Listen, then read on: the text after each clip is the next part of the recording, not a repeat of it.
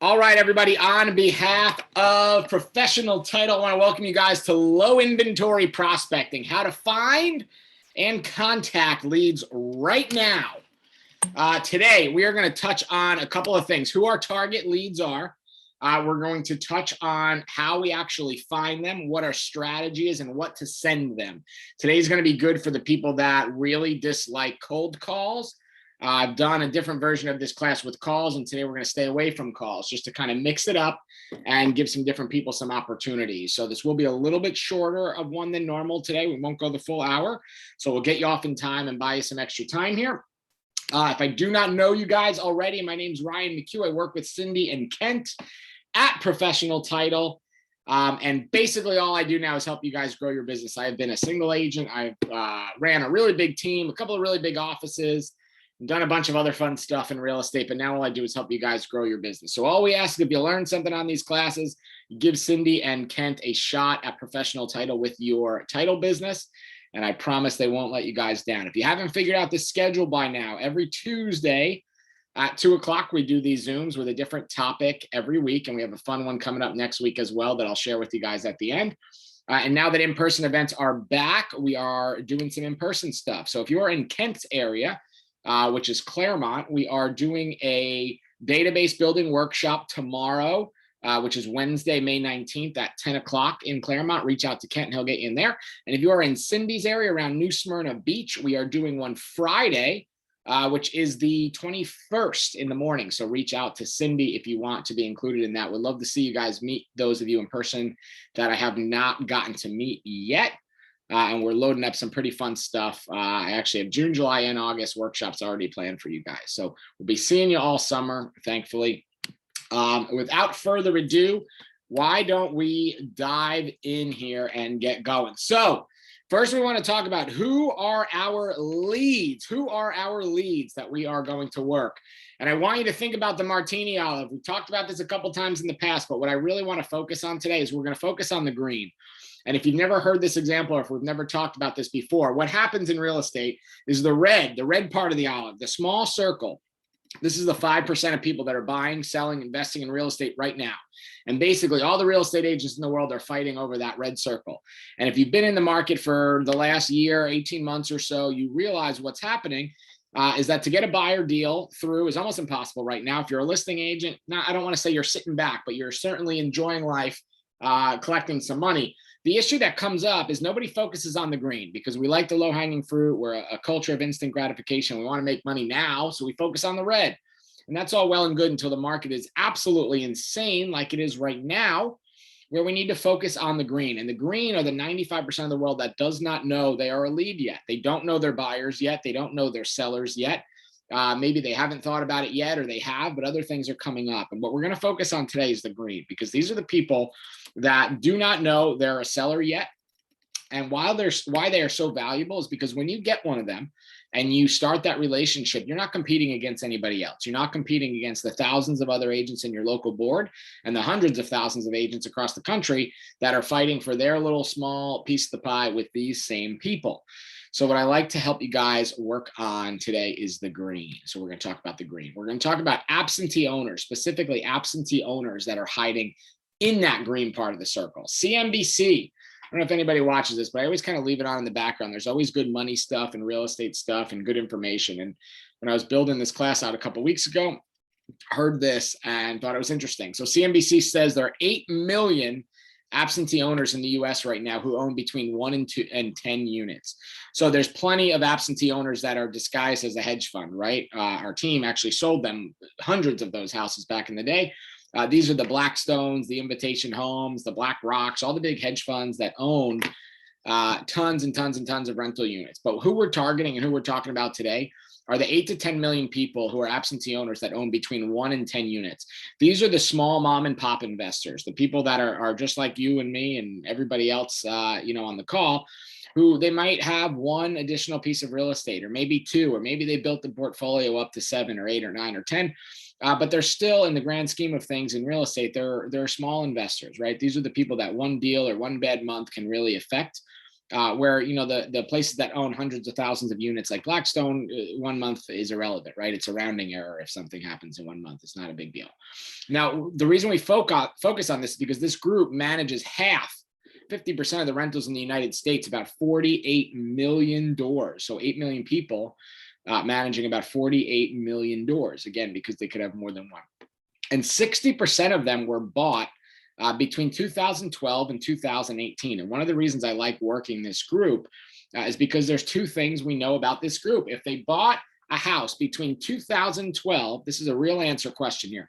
If they bought a house between 2012 and 2018 to rent, is it worth more money now than when they bought it? Say your answer in the chat. If they bought a house, if they were an absentee owner or an investor and they bought a house between 2012 and 2018, do we think it is worth more money now than when they bought it? A couple of yeses. All right. The people that are awake are definitely thinking yes. And the other thing is, we know if they bought a house then, we know for sure that the interest rate is better now. So maybe we don't get a deal right away, but we get the opportunity for a refi, build a relationship, help them increase cash flow, maybe cash out and buy another deal or do another deal with you, but really strengthen that relationship. So I really love this target of people because, again, they're in that green where they don't know their sellers yet. We're not competing against anybody. And when we call, the script is the same because we have two things every single time that when we call them, we know these two things. They're facts. A, the house is worth more. B, the rates are better, period. There's no option in which the other ones, which either one of those are false. So it gives us a lot of opportunity, which is definitely good. So what we have to ask ourselves is, what are their pain points? And for all of them, it might be different, but according to CNBC, as of March 2021, so 2 months ago, right? Maybe 45 days ago, 61% of landlords are still in financial trouble, right? They don't need to pay their bills still. Rather, the tenants don't need to pay their bills still. Some of them are, I understand, but that they don't need to, right? In Florida, they're still kind of off the hook there, which is a little scary, but it is what it is, right? So 61% of these landlords, they might be relying on that income not only to pay the bills, but to feed their family. To build their business, and they might still be in trouble. And there's not a lot of relief out there for them that is easy to get. If they didn't take any of the grants or the PPP or any of those fun things, there's not too many options for them. So we have to look for what these pain points are. And I want you to think of all these. There's some simple ones, some obvious ones, and then some that might actually be good. But first of all, think of they're just sick of being a landlord. I don't know if any of you have been landlords before, but there's a day, if it hasn't happened to you yet, I promise it will. But there is a day when you just throw your hands up and say, I'm done. I'm sick of being a landlord. I had one of those days a couple of years ago, and it was miserable. And once you have that day, it's just always in your head, right? You're just sick of being a landlord. For some people, that's the pain point. And a phone call or a well-timed letter or something fun in the mail might be what makes them realize, yeah, you're right. I am sick of being a landlord. They're too busy, right? A lot of them right now, they're too busy because they are trying to do other jobs or other things to keep all these things afloat, right? They're juggling a lot of balls and spinning a lot of plates here, trying to figure out how they're going to make the next payment if they have tenants not paying, and they're just too busy. They have too much going on. No time. This might be the same as too busy, but it also might be they just don't have time to meet with an agent. They don't have time to deal with the tenant. They don't have time to fix some things. So they're just kind of letting it sit, letting it deal with it as is, because right now it's not a top priority. No offers. Maybe they listed it before, or maybe they're even getting crappy offers. A lot of people that have multifamily homes right now or that are absentee owners are getting offers that are 60 to 70 cents on the dollar. And if they're paying any attention to the news or the internet or social media or anything, they're most likely hearing somewhere that the real estate market is good. And they're looking at this and saying either A, I'm getting no offers, or B, the offers I'm getting are crappy, and I'm not really willing to pay attention to that. The tenants might be really bad, or in some cases, the tenants are really good and they feel bad. They don't want to sell it. They don't want to make a change. They don't want to do something that might be better for their financial health. But they either really dislike the tenants and they're just kind of stuck, or they really like the tenants and they just don't want to, shake that person's feathers and move on with their life. Condition is always an issue, right? We always talk about price, but condition is always an issue as well. They might have bought a property with the intent of rehabbing or renovating, or maybe the tenants that were in there were not so good and they destroyed some stuff, and they're too busy or they have no time, so they don't have a chance to fix it. So this is where the as-is offers come in really great. But also it might be something good that's not necessarily a pain point. Maybe they just need cash, or they want cash. Maybe they want to go do another deal and it's time to cash out, whether that be through a sale or through a refinance. So lots of different pain points here that we can really capitalize on and focus on with this group of people. And we're going to talk about how to do that today. So how do we find them? Some of you guys are already using a program that we have called Title Pro. Some of you are not. If you are using it, this should be a little refresher. If you're not using it, this should probably open your eyes, and I will do a little walkthrough here. It'll be quick and painless. But again, those of you that are using it, just make sure you kind of take notes or write down how to do this. Those of you that are not, after the call, I'll tell you how we can get you set up on this. And then you'll be able to use the replay to kind of use a step-by-step guide through it. So a program we have called Title Pro, it does two big things really. One is single property data and one is list generation, which is what we're going to do now. So you go to titlepro247.com. If you have a login on the top right, you're going to log in. If you don't, no worries. And then we're going to click on the one that says lists where the red arrow is. In this list section are pre-made templates that I built out for you guys to be able to use. And you're going to see them in 1 second. It's going to pop up, and this is what it looks like once you're inside of the list. There's an option called Instant List. This is where all these templates hide. It's the little orange lightning bolt. If we click on that little bubble there, all of the pre-made templates are going to pop out. And if you scroll somewhat towards the bottom, you're going to see the one that says Ownership, Absentee Owners. Now, there's some in here that are for lenders, so they might not be relevant to you, and some in here that you might want to target or might not really care about. But I want you to think of today, for the purpose of the class, we're just worried about how to hit the absentee owners and what to send or how to get in touch with them. So we're going to click on Absentee Owners, and it's going to build us out a template of how we want to build it. So I do this class, or I did this class in Palm Beach, so I'm just using the same example, so I didn't have to remake slides. You're going to go on the left side to Geography, and you're going to select your county. So all the counties in the state are in there and they all work. So you'll scroll down until you find the county that you live in or the county that you want to service. So I scrolled down, did Palm Beach County and added that. When I look in Palm Beach County, there was full data for 139,537 of them. That is way too big. If you guys are using this program with that big of a list, you're doing something wrong. It's way too hard to manage that and work that, especially in the beginning, especially if you're on your own or maybe one other team member. You know, if you have a whole inside sales team, it might be a different story. But if it's just you, we want to narrow this more. So what we're going to do is continue onward.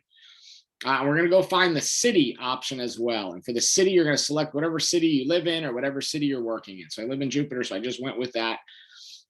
Whatever city you want to work in or that you farm regularly is what you're going to select here, and it's going to knock that number down again, which is good. However, 8,500 still to me is a little bit unmanageable. I'm looking for smaller numbers, that we can plug into a dialer and get through in a week or 2 weeks tops. So what we're going to do is across the top, we're going to hit the one that says property and go down to property type, and we're going to pick residential. So we're going to rule out all of the commercial, all the warehouse, all the vacant land, those things. If you want to do those still, of course, you're more than welcome to. But for the example, I went with residential and just single family residential. So I got rid of townhouses, condos, mobile homes. If those are big in your area and that's what you want to focus on, go ahead. But I was just trying to get this list down as tight as we can. So again, property across the top, residential, and then single family residential. When we narrow that down, it's going to knock that list down to 788, which is a lot more manageable, right? Usually you can do about 100 dials in an hour if you're on a dialer, maybe 100 in a day if you're not on a dialer. So this is something that you can manage in a week, maybe 2 weeks tops, which is good. And if you're pumping these things into addresses or mailers, which is what we're going to talk about for those of you that don't want to make the calls, that's a reasonable amount to mail, and you might even want to narrow it down more to make it smaller. When you finish, you're going to get a report that looks a little bit like this. I did the PDF version just so it's easy for you guys to see and kind of understand in class. What I would suggest doing is if you're actually doing this, I would do it as a CSV. That's one of the other options. That's comma separated value, which is basically a spreadsheet form. And you can do that because you can import that into technology, which is always good. And you could import it into anything that makes labels or that creates mail. So I just wanted you to do it this way or do it this way so you guys could see and understand. Each color change is a different property. So if I'm in the teal kind of color at the top, you'll see the address, the zip code, the tax ID, what city it's in, the county, obviously we picked that, the owner's name, so you have something to write on there. And then what kind of property it is, single family, and that it's an absentee owner that is out of state. Then if we switch down to orange, it just changes to the next property. And you see in the second one, the third one, that these are owned by an LLC. So you might have to do some digging there, and I'll give you a little tool I use to do some digging on that. Sunbiz, of course, is an easy one, but You know, if you don't use that, I'll give you another one in a couple of minutes that will help.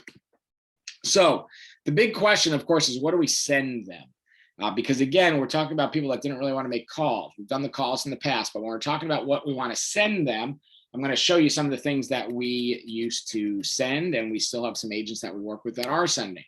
So number one is a good old yellow letter. Has anybody ever done the yellow letters? Because they still to this day work. It is mind-blowing to me that they work, but they sure as heck still do. If you've never done the yellow letters, it's exactly what it sounds like. It's a yellow legal pad with a handwritten letter on there with whatever it is that you want. And I'm going to give you a template in a couple minutes that I'll read through and then give you the access to it so you can just download it. But the yellow letters are good. They're probably the most effective, but they're probably the least efficient. So they take the longest amount of time to write out because you're, you know, writing out a letter by hand. However, they're the most effective because they look real that someone is actually doing this, right? So the yellow letter is always a good one. And it's simple. You buy the yellow legal pad, fold it up, stuff it in an envelope, and make it look like it was handwritten. We're trying to not make this look mass produced. We're trying not to make this look that it was commercially done. Next is the note card option. Probably my favorite option because you can stuff anything in the note cards. And when someone sends you a cute little note card, you might think it's real, right? When you get one of these, it looks like it's from your mom or your grandma or someone that you know, right? So the pineapple note card in the mail is not very intimidating. This is not, you know, the flyers or the postcards that everybody sends 1,000 of all the time, and they just get tossed in the garbage before they even make it into the house sometimes. These are ones that are going to get in the house, and that's key. If you're not using these note cards already for handwritten notes for your database, what I would suggest is hitting Marshalls or TJ Maxx or Home Goods or At Home or World Market or any of those fun places and get boxes of these. If you do the TJ Maxx, Home Goods, Marshalls kind of route, you can usually buy boxes of them in the little stationery section. It's usually like tucked in by the candles and all the other pointless stuff that we don't really need, but we buy anyway. It's tucked in that section. You can usually get big boxes of them, like 100 of them for $10, and you'll get all these crazy designs. We want it to look something fun, and then just go get, you know, whatever stamps are trendy at the moment, the fish or the Captain America ones or whatever everybody's doing to make it look like it's something personal. What's good in here is you can fold something up and make it pop out. You can throw some business cards in there. There's even those little butterfly things. One of my friends send these out with these little butterflies that they're not real butterflies. They're like paper, but they're almost like spring loaded. And when you put them in there, when someone opens the card, they like pop up and they flutter and fly away. So if you want to grab somebody's attention, great way to do it, something like that. And then there's the old fashioned crazy color construction paper. Take some from your kid's science project or whatever you got laying around and do something. The goal of all three of these is they are not flyers. They do not look like they're mass produced. They're not typed out, stuffed in a legal envelope and mass sent. The goal of these is we need to get someone to open them, right? So we want to do something that stands out, whether it's yellow letter, some kind of personalized note cards, or some crazy fun construction paper or science project paper, whatever we got laying around. Then what do we say? So this is a template that I built for you guys that you can use. It is nationally based just because I teach this class all over the place. But what I really want you guys to do is, and again, at the end, I'll tell you how you can get this template, but what I want you guys to do is replace some of the national numbers that I use in here with your numbers, because what I find is almost always in Florida, our numbers are even stronger and more powerful sounding than the national ones, right? So dear Joe Smith, it's a good chance you've heard, there's a good chance you've been hearing about how hot the real estate market is. Like many homeowners, you might be considering a move, but you've been waiting for the right time. As a real estate professional, I'm thrilled to report a positive outlook for those who are thinking about selling. Below are statistics that indicate it may still be a seller's market. According to the National Association of Realtors, there's currently a 2.1 month supply of available homes for sale. This is the months of inventory stat, if you know what this is, right? This is far below the 6-month supply that many real estate experts consider normal or balanced. Fewer homes for sale generally indicates a seller's market, right? So right here, you could write in little colored pencil or colored pen, supply and demand. The number of homes for sale is 23% lower than the same time 1 year ago. And the average number of days a home is on the market is only 16, which is historically low. When I did this in my MLS, it was almost 50% lower. It's like 48, 49% lower. And the days on market was even less than that. So you can use that. And then right next to it in pink highlighter, write wow, or something that's obnoxious and stands out. Additionally, The National Association of Realtors reported that single-family home prices nationwide have risen 12.9% year over year. If your numbers in your area are higher, send them out. Look at the real estate board data that they send out and look at average price year over year, and that will determine that number. I'm sharing this information with you because inventory in wherever you are, Claremont, is low. And I'm hearing from agents and prospective buyers all the time that they cannot find anything. If you've thought about selling, please give me a call. I'd love to visit with you for a free, no obligation, no pressure consultation or CMA or an appointment, whatever you like to call it. Your name, your phone number, any marketing pieces you have, anything like that. So nice and simple template, but we're sending this out. And don't just take this template and print it out. Write it out or make it look fun. Hire your kids and use them for child labor if you don't want to do it. But find a way to do it and make it look fun, not just mass done. So some tips and tricks before we wrap up. Like I said, nice and easy one today. Tips and tricks. First of all, this is a numbers game. When we think about the average conversion of cold leads, it's 126 to 1. 126 to 1. So if we just send out one letter, could we get lucky and nail one? Of course. Are we going to? Most likely not, right? So this is a numbers game. Direct mail will only reach so many because there are the people like me who haven't looked at their mail yet this year. And there are also the people that maybe have their wrong address or they just don't have access to the mailbox in their condo or their townhouse or whatever it might be. Their neighbor's stealing the mail and their Amazon packages. Who knows? But it's only going to reach so many. For those that it doesn't, truepeoplesearch.com is your friend. If you've never used that site, it's awesome. Follow up with a call if you can. So if you know you send something out to the neighbor down the street that's an absentee owner, and you know 2 days later they get it in the mail, follow up with a call and then a text. Hit them in more than one ways. And then likely you want to send a different style of letter and see if they respond to that. So if you sent the yellow letter first, maybe you hit all the absentee owners you want to hit in your town with the yellow letter. Then the next time through, go through and hit them with the handwritten note. And then the next time through, some crazy construction paper. You want to switch it up because different people are going to respond to and open and grab different things. And try to do something memorable. Like I said, stuff some paper butterflies in there, make something pop out, make something fun, a cool marketing tagline, a nice handwritten card, whatever it might be. Do something that stands out. Don't just put together this template and go print it out and send it out 1,000 times. That could still work, right? It is still a numbers game, truthfully, but try to do something memorable that might actually stand out. And remember, no matter what, one of my favorite phrases, some will, some won't, so what next?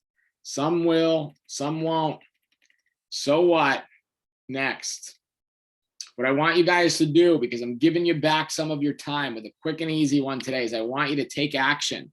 I want you to get out of here and go take action. Do something that's going to make a difference. Think about all the people that are in the green, all the people out there that do not know that they are sellers yet, and see if you have the opportunity to get in touch with them, do something memorable, and grab yourself a deal, and then send that deal to Cindy and Kent. If you want the replay for this, if you're not already on Title Pro or you are and you want the replay, I'm going to get it out to Cindy and Kent as soon as I can, and they will send that out to you as soon as that becomes available. If you want the template, this is how you can get that letter template. I'm going to post it in my private Facebook group. This is the only way to get it. You have to join the private Facebook group. If you type in on Facebook, Ryan McHugh, Real Estate Trainer Inner Circle, it's a private group. It'll say you have to request access. As soon as you do that, I will go in there and approve everybody that requests access today. And then I will post it up in the files section in that group. So if you want it, it will go in the files section in that group. It is on, I have it on Word format, so you can download it and use it across any kind of computer and any browser and any software that you want to use. So check for that tonight at some point. Kara, thank you as always for the slides coming up. I know we already mentioned this, but I know we had a couple people jump on late. Wednesday, like tomorrow, I'm in Claremont doing a database workshop. It's 3 hours. It will be with Kent. So if you want to jump on there, if you're in the Claremont area, reach out to Kent in the chat here or shoot him a text or an email and have him get you the address and the information there. Same thing, database workshop Friday in New Smyrna Beach. So if you're in the New Smyrna area, reach out to Cindy and she will get you in for that one. And next week, Tuesday at 2, grab everybody you know, bring some friends, and do this class with us. How to generate 4,969 impressions, 628 clicks, and 119 leads for $75. I ran a good ad the other day and did pretty good with some leads. And I've been teaching and training Facebook leads for years. So I want to share some tips and tricks with you guys, and I'll show you the ad that actually did these kind of numbers, which was generating leads at, I believe it was 63 cents per lead. So if you want to learn how to generate those kind of results, join us next week at 2 o'clock.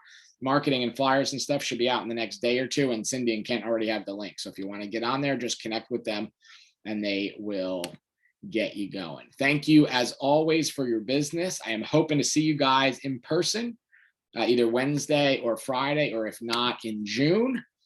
And I will see you next time. If anybody does have any questions, I will hang out for a bit, and I see some stuff in the chat, so I'll try and run through and hit all those as well.